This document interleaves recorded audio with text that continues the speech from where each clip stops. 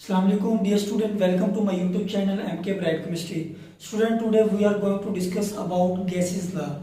First of all, we should know about gas law. Gas law होता क्या है? Gas law कहते हैं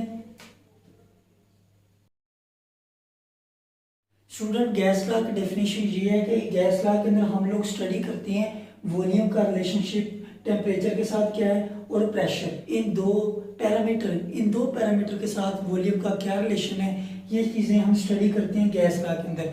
आज इसी गैस लॉ को हम स्टडी करने जा रहे हैं जिसका नाम है बॉयल्स लॉ।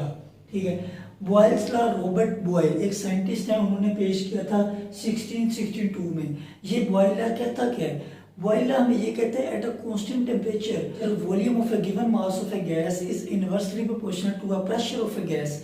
यानी कि किसी भी गैस का जो वॉल्यूम है, ठीक है, मसलन मुझे कोई भी गिवन गैस है, उसका वॉल्यूम इनवर्सली प्रोपोर्शनल है किसके? प्रेशर के। यानी कि अगर हम वॉल्यूम को बढ़ाएं किसी गैस का तो ऑटोमेटिकली उसका प्रेशर कम हो जाएगा। ये हमें जो कंसेप्ट दिया बॉयल लॉ ने दिया है। ठीक है, उसने कहा किसी भी गैस का अगर आप लोग उसके ऊपर वॉल्यूम उसका कम करते हो तो प्रेशर उसका ज्यादा हो जाएगा, अगर प्रेशर और ज्यादा उसके ऊपर डाल देते हो तो उसका वॉल्यूम कम हो जाएगा।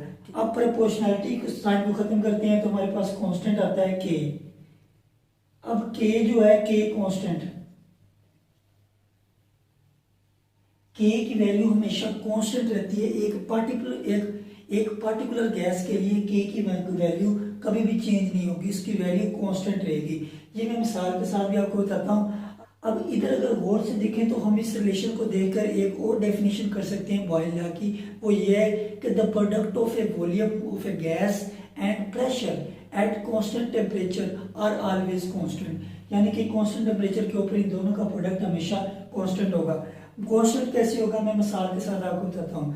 मसलन मेरे पास ये कंटेनर है, ठीक है, इसके अंदर मैंने कोई भी गैस भरी हुई है, ठीक है, और ये इसको मैंने मूवेबल पिस्टन में लिया है, ठीक है।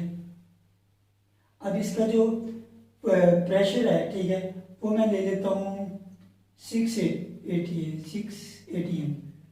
मैं 6 atm इसका प्रेशर ले लेता हूँ। और इधर जो मेरे पास वॉल्यूम है किसी भी गैस का वो मैं ले लेता हूँ 1 dm³। ठीक है, ये मैंने गैस का वॉल्यूम ले लिया और मेरे पास इतना प्रेशर है। अब मैं क्या करूंगा, प्रेशर को और बढ़ाऊंगा। प्रेशर को जब मैं बढ़ाऊंगा, प्रेशर मैं कर देता हूँ।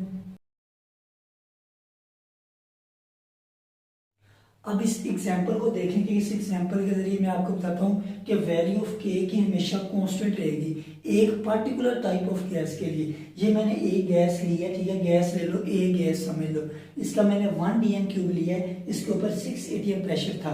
प्रेशर को क्या किया मैंने और बढ़ा दिया, सिर्फ 12 atm कर दिया, और मेरे पास जो गैस का वॉल्यूम है वो ऑटोमेटिकली कम हो जाएगा। हमें बॉयलर कहते हैं ये है कि वॉल्यूम जो है इनवर्सली प्रोपोर्शनल है प्रेशर के।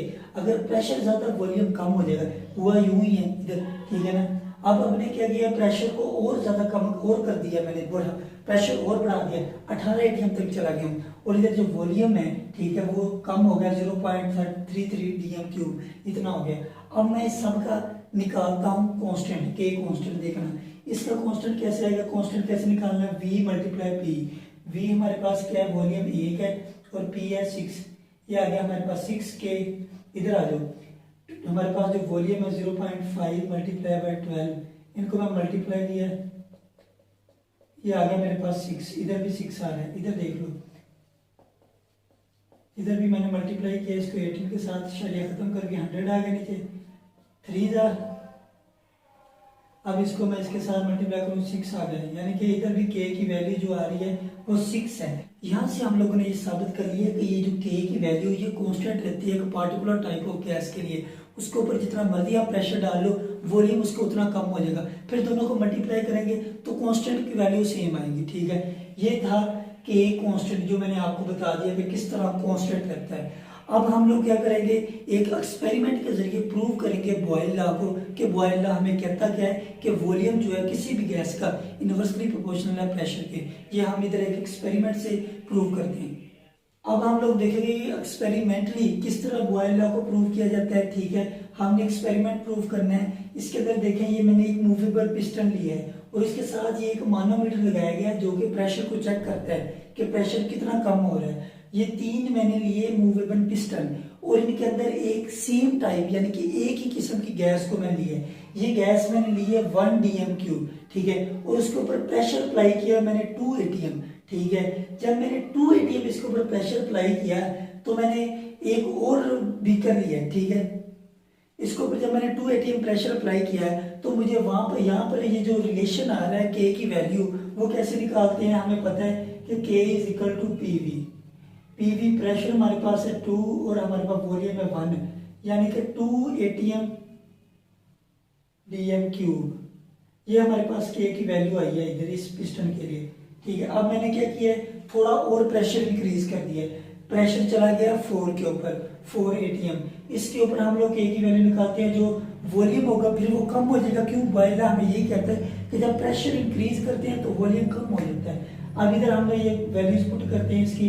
प्रेशर हमारे पास है जी 4 और हमारे पास जो वॉल्यूम है वो 0.5 है। इसको मैं डिवाइड 2 आ गया इधर भी, ठीक है, मेरे पास 2 atm dm³।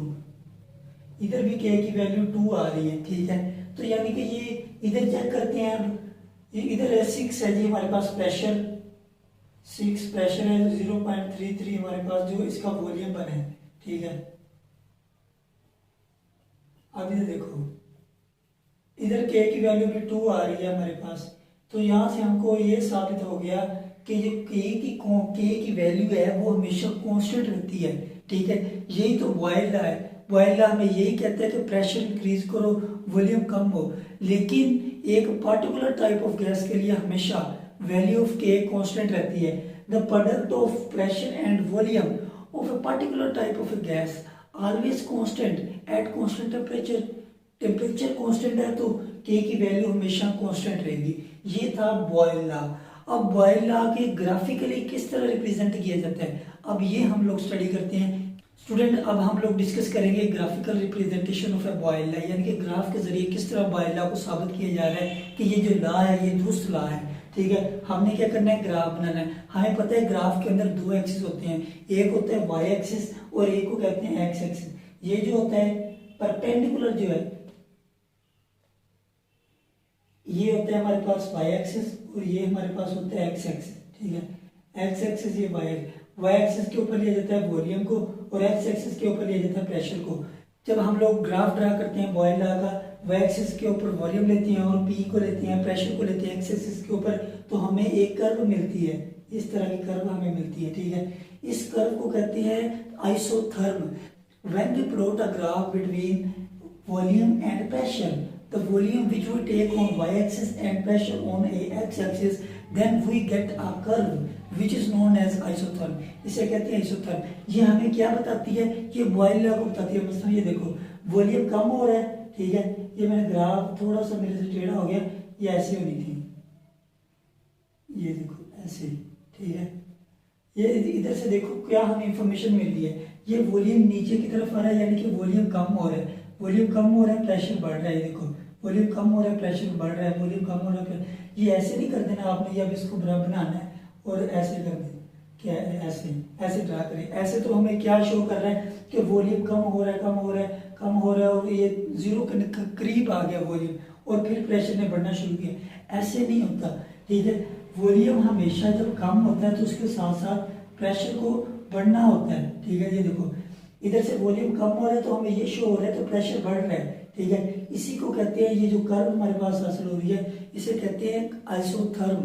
Iso mean same and therm mean temperature, ठीक है। अब अगर टेम्परेचर, ये तो टेम्परेचर था कांस्टेंट, ठीक है। टेम्परेचर जो मैंने इधर लिया था वो था 0 डिग्री, ठीक है। अब मैं क्या करता हूँ, अब मैं टेम्परेचर इंक्रीज करके देखता हूँ कि मेरे पास कौन सी कर्व मिलती है मुझे। ये देखो ऐसे मैंने यही वाई एक्सिस के ऊपर मैंने क्या करना था, एक्स वाई वॉल्यूम लिया, इधर मैंने प्रेशर लिया। जब मैंने फिर ड्रा की कर्व तो मुझे कर्व थोड़ी सी हटकर मिली। पहले मुझे इधर मिल रही थी कर्व, लेकिन अब इधर ये T1 के ऊपर थी, ये T2 के ऊपर मुझे कर्व मिल रही थी। ये क्या हुआ कि जो कर्व T2 मिल रही है जो आइसोथर्म है वो अवे फ्रॉम, ये पहले से ज्यादा अवे चली गई है। ये हमें बता रही है कि जो वॉल्यूम होता है गैस का वो इंक्रीज करता है टेम्परेचर के साथ। हमने पढ़ा है कि PV is equal to nRT, ये हम लोग पढ़ेंगे इस बाद में। यानी कि जो वॉल्यूम है ये डायरेक्टली प्रोपोर्शनल है टेम्परेचर के।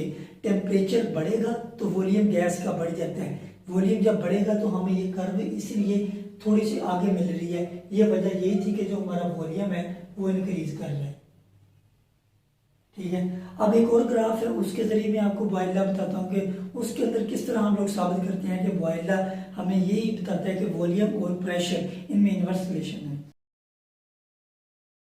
अब इधर देखिए, ये ग्राफ मैं ड्रा कर रहा हूँ प्रेशर और 1/v यानी कि वॉल्यूम के इनवर्स के साथ, प्रेशर और वॉल्यूम इनवर्स इनके साथ मैं रिलेट करके ग्राफ बना रहा हूँ। हमें पता है कि प्रेशर जो है वो इनवर्सली प्रोपोर्शनल है वॉल्यूम के, यानी कि ये वाली चीज और ये दोनों ये डायरेक्ट है।